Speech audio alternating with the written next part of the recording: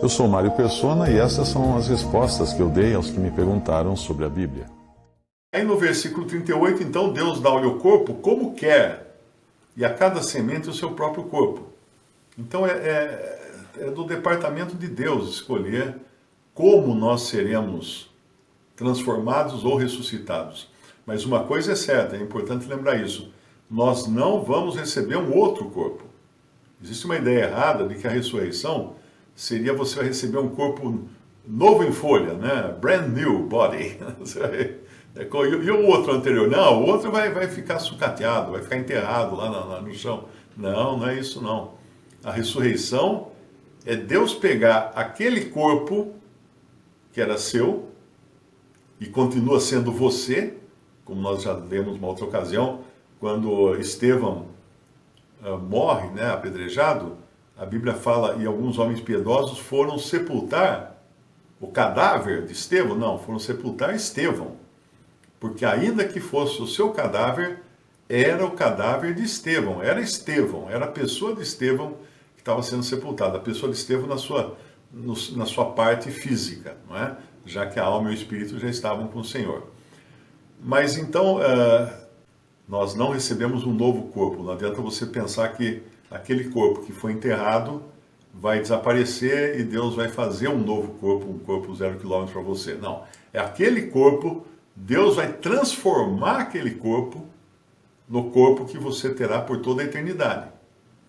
Ah, mas e se eu morri na explosão da bomba atômica?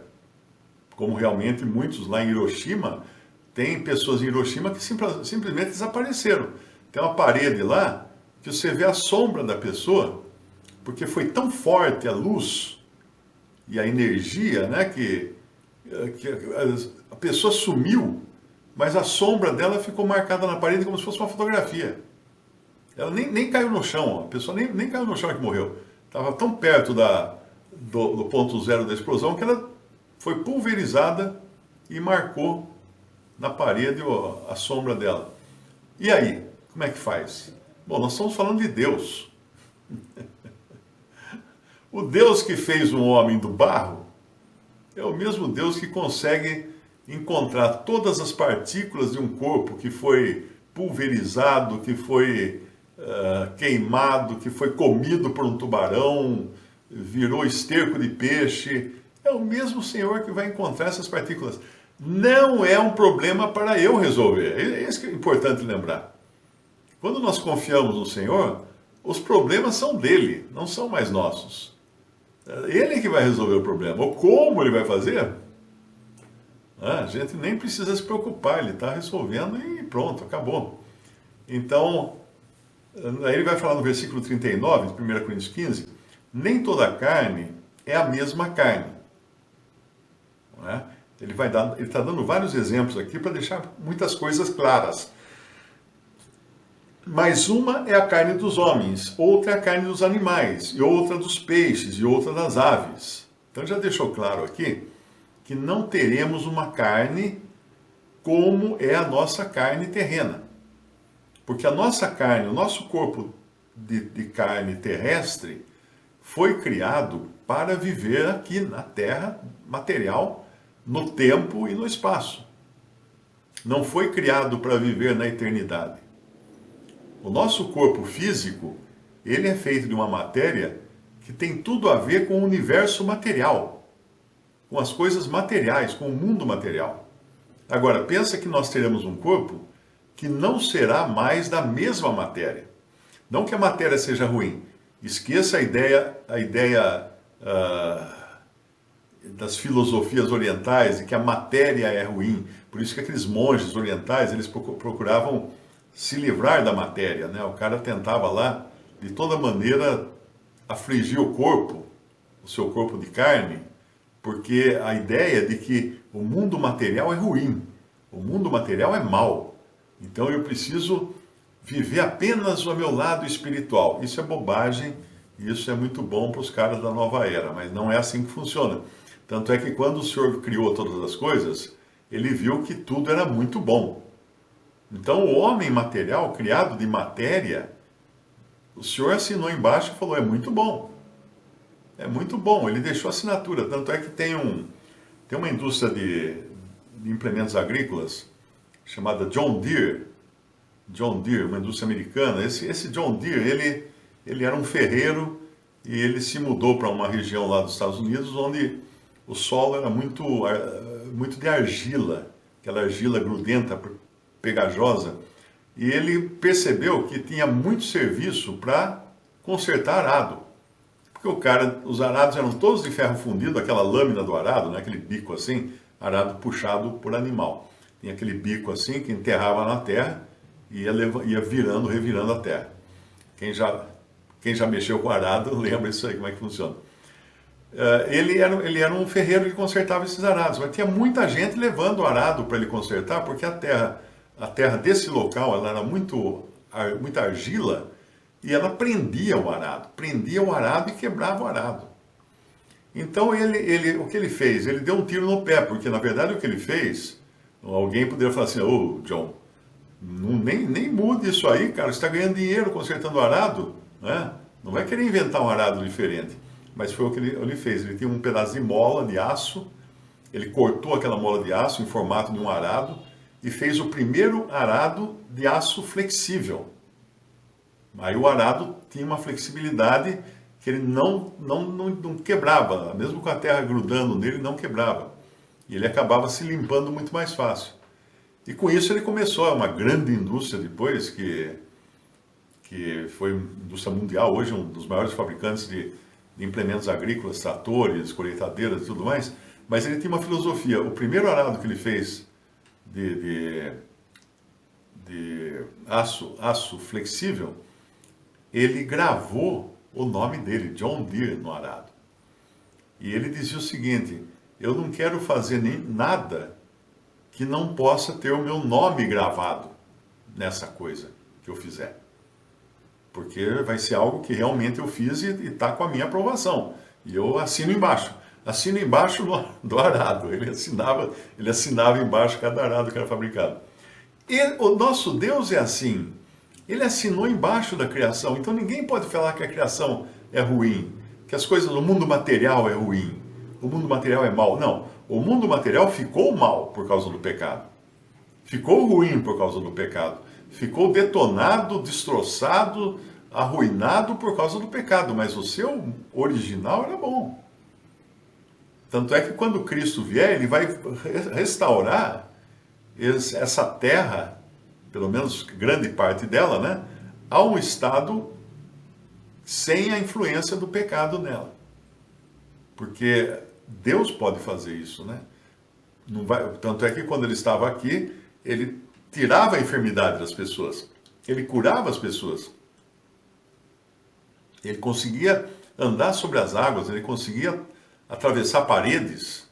Os discípulos estavam reunidos com as portas e janelas fechadas, e ele se pôs no meio deles e disse: paz seja convosco. Imaginou o susto que eles levaram. Ele tinha ressuscitado, agora estava com um corpo, que era o seu corpo ressuscitado. Ainda não glorificado, porque não tinha subido ao céu, mas já era um corpo para a nova configuração que é exigida de quem vive na eternidade, fora do tempo, fora do espaço. Tanto é que ele subiu depois da terra para o céu, né? Como num passe de mágica, ele subiu para o céu, com aquele corpo dele, sem foguete, sem hélice, sem nada. Então esse é o corpo ressuscitado que nós teremos. Então não é um corpo, não é a mesma carne daqui, né? Assim como ele dá o exemplo aqui, Paulo dá o exemplo, que não é a carne dos homens, é uma, a carne dos animais é outra, a carne dos peixes, das aves, são diferentes, no versículo 39. E depois ele vai elevar essa conversa, ele vai levar a conversa à enésima potência, no versículo 40, e há corpos celestes e corpos terrestres. Mas uma é a glória dos celestes e outra a dos terrestres. Uma é a glória do sol, outra a glória da lua, outra a glória das estrelas. Porque uma estrela difere em glória de outra estrela. Assim também, preste muita atenção nisso agora, assim também a ressurreição dentre os mortos. Tudo isso que ele está fazendo aqui é para fazer um paralelo com a ressurreição dentre os mortos, não dos mortos. Muito importante perceber a linguagem que ele usa aqui, porque a ressurreição dos mortos era o que os judeus acreditavam e o que tinha sido revelado até então. Tanto é que quando o Senhor fala com Marta, na beira do túmulo de Lázaro, ela fala, eu sei que os mortos vão ressuscitar, tal, né?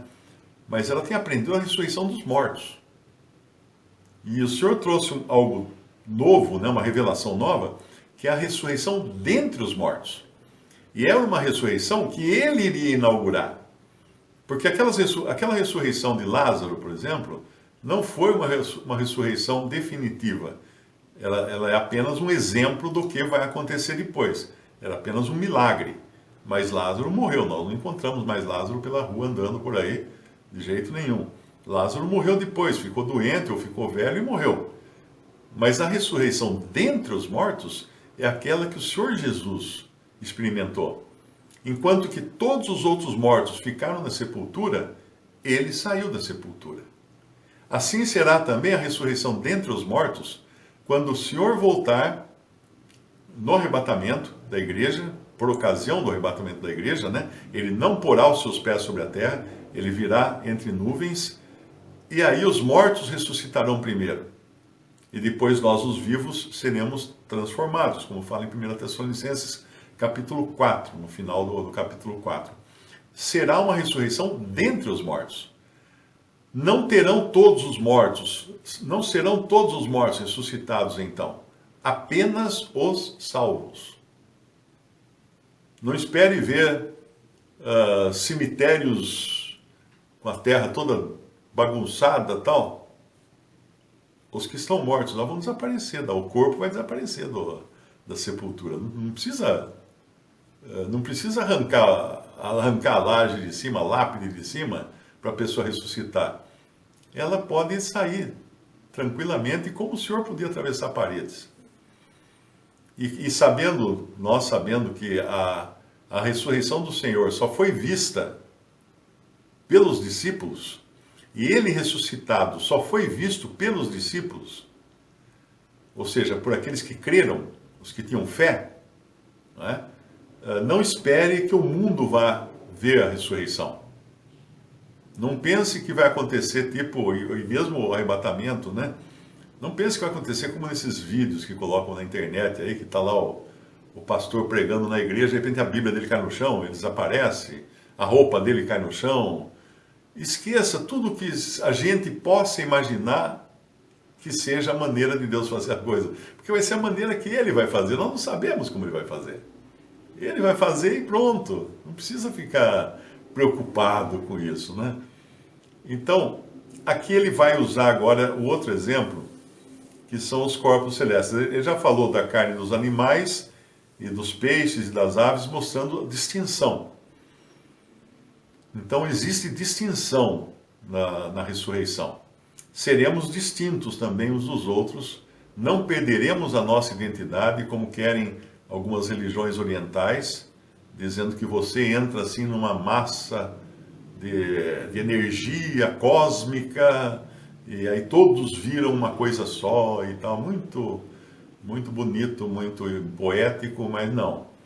Nós ganharemos inclusive um novo nome, cada um terá uma pedrinha branca, um novo nome escrito nela. O que é isso? Isso é identidade. Identidade, você não tem uma carteira de identidade que é só sua?